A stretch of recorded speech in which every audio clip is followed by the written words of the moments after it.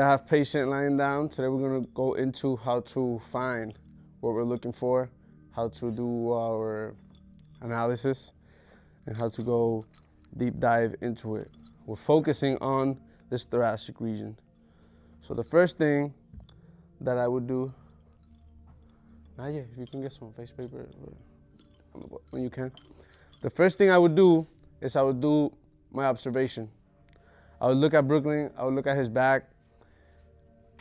But before that, obviously, he's a little rotated because of that, but he'll get some face paper now. So before I do anything, I do nothing. So I connect with myself first. I do my B-space process, take an inhale, think of whatever I need to get out of everything that's happening around me. This is important, especially if you're on a mission trip, to forget about everything that's happening around and just create this bubble between you and the patient. Once that bubble is created and you've done that B-space process, now you can look at the thoracic spine. You can look at this person's breathing, if they're even breathing, if you can see the breathing, if there's one side higher than the other, visual inspection, if there's higher musculature in the left, higher muscular in the upper back, higher muscular in the middle back. You can just take that into note. To make contact with this patient, I will first do a light touch to the calves, and that's just me saying hello to this person. If you'll remember in the first KTC meeting, I had this model where I pulled on something and everything else kind of like comes with it. Whatever I pull, it'll move something else, right?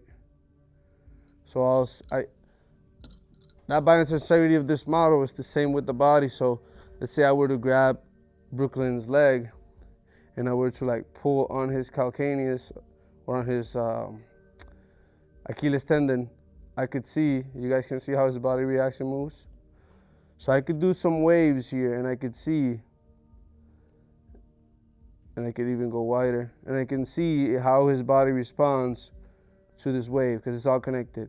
So I can see where the wave travels and where it stops traveling, maybe in his thoracics. There's gonna be somewhere that the wave kind of like stops.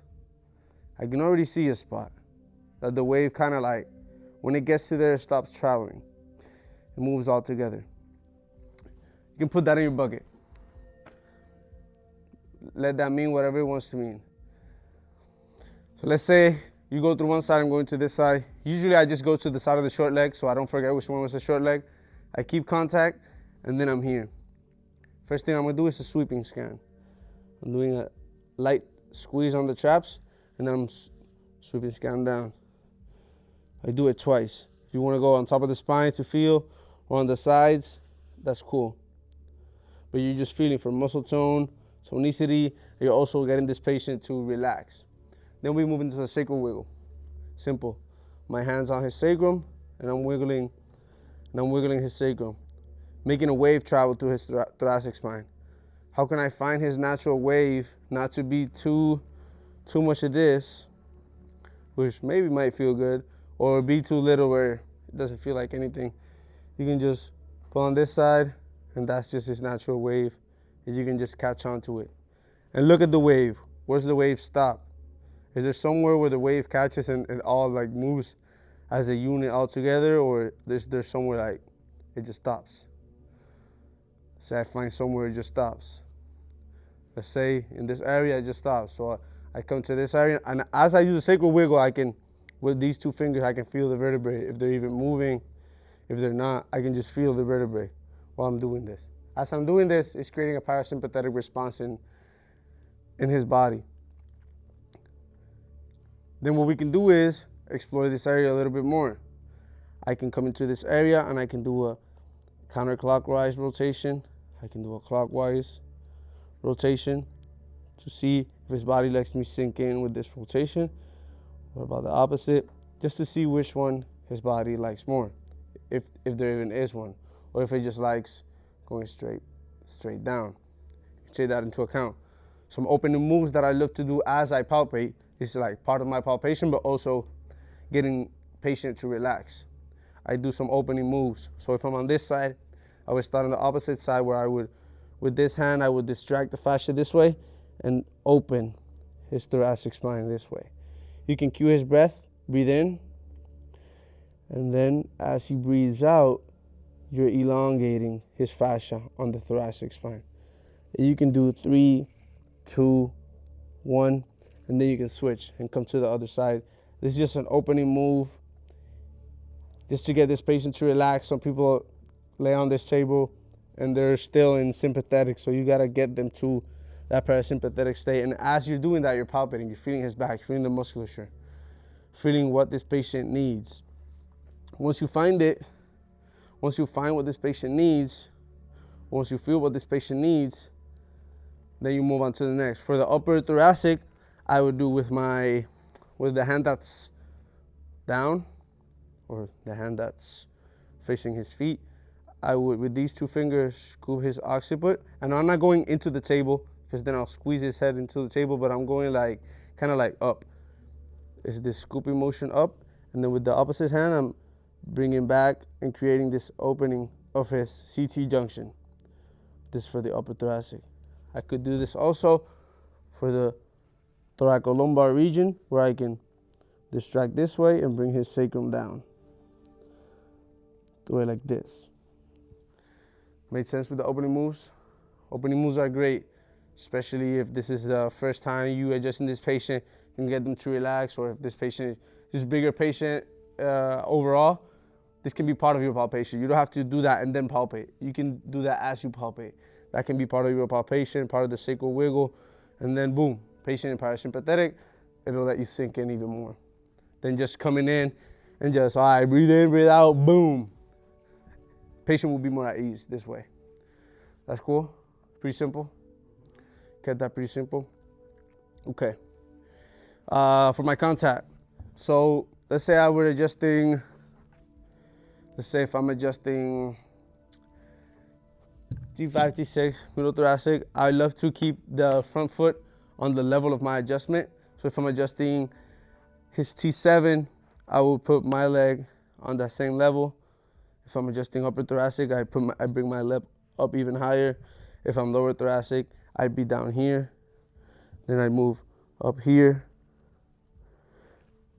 Or I would move up here for the upper thoracic. So the body positioning matters, because you don't want to adjust the upper thoracic from back here, because then where are you going to get your power or your force?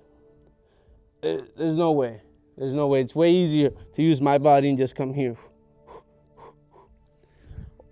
Vice versa. If I'm doing lower thoracic, I don't want to be up here to where I'm all twisted like this, where I can just move my body and I'm here. So body positioning matters a lot, especially because we have to be able to create force, especially this patient's bigger. If the patient's really big, I usually bring my table even lower. The bigger the patient, the lower you want the table. The lower you want the table. Let me see what other cue I'm missing. Am I missing anything important? This plane line, yes, important. So, Manu mentioned the disc. So very important to understand the disc plane line, especially when we're doing the tissue pull and the thrust. We have the spine right here. This is how Brooklyn is right now. If I sink in right now into Brooklyn's spine, no tissue pull, no nothing. If I sink in, what's going to happen is that spinous process and spinous are going to go like this. Facets are going to jam, spinous process might touch each other, and it's going to feel a little bit uncomfortable because I'm just going straight P2A. That's all I'm doing, bringing the fascia straight P2A. If I do this tissue pull, I'm going to place this spine on top of you. If I do a tissue pull on Brooklyn's spine before I do the P2A glide, I will open above spinous from the below spinous like this. I'm doing the tissue pull. Just imagine I'm doing this, but I'm going with the whole fascia. Obviously, there's no fascia here. But you're going to create this type of effect where the top vertebra separates from the one below. There, then I can sink in and reach that disc and honor that disc plane line, especially in the thoracics. So yes, there is a facet angle, but there's also a disc angle. If I had a card, that's a beautiful example. I don't got no card with me, but that's a beautiful example of how the disc plane line is and how we honor that disc plane line Can't really see it. More like kyphosis. This is more accurate. So you will honor that disc plane, like you would do that I2S tissue pull, and then you would sink in to honor that disc plane line. That makes sense? Makes more sense maybe if I'm in the body. If I'm just going here, I'm doing that jam with those facets closed. But if I'm going with the I2S, I2S tissue pull, Brooklyn got so much fascia, so much muscle that I can just, I'm here, and this is just me doing a tissue pull. I end up here. This is where I can't do no more tissue pull in here. But Brooklyn, does it feel different if I go here and down than if I just go here, down? Yep. What's the difference? What do you feel? I don't like the second one. Exactly. So that's exactly what your patients will feel if you're just deep breath in and then you start sinking in with the breath. What I just showed you, spine will go like this.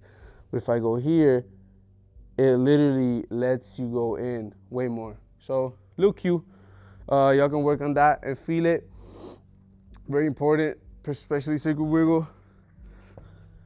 Nayeli, am I missing something? No, I was just gonna say an easy way to remember, kind of like in your brain when you're doing this, what teacher is saying is to think that the facet angles is gonna be your tissue pull, and then your thrust is going to be the disc plane line.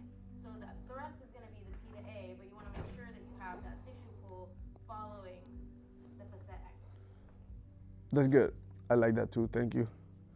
So for the thrust, double thenar, which is what we're doing, and it would be here. As I told y'all yesterday, we're not straight down. We have a lean because the table and the body is here. So there is that lean of our torso. So honor your body, honor your posture. Is that pretty clear?